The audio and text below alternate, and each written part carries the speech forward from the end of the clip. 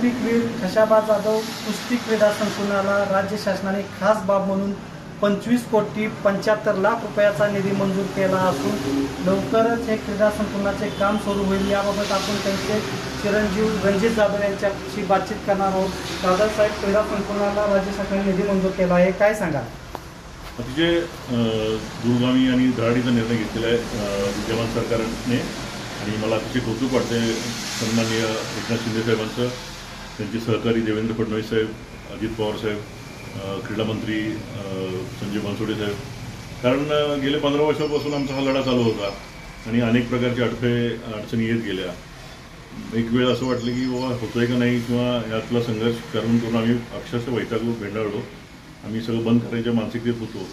मात्र ह्या जिल्ह्याने 2-3 मुख्यमंत्री दिले, काही मंत्री अनेक वर्षे होते, परंतु त्यावेळेला काही घडलं नाही। पण हे जे सरकार आलं त्यांनी अतिशय धडाडीने काही गोष्टींचे निर्णय घेतलेले आहेत, त्यातलाच हा निर्णय आहे।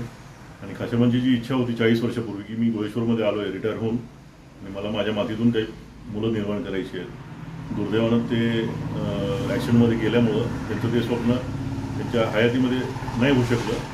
पण मला वाटतं 40 वर्षानंतर त्यांची ती इच्छा निश्चितपणानं ह्या सरकारच्या प्रेरणेने आणि सहकार्याने पूर्ण होईल आणि ह्या मातीतून खाशाबांसारखे आंतरराष्ट्रीय दर्जाचे मल्ल पुन्हा उदयाला येतील आणि गोळेश्वर हे छोटंसं गाव पुन्हा एकदा जगाच्या नकाशात दिमाखानं चमकेल असं मी या निमित्तानं निश्चित आशावाद बाळगतो।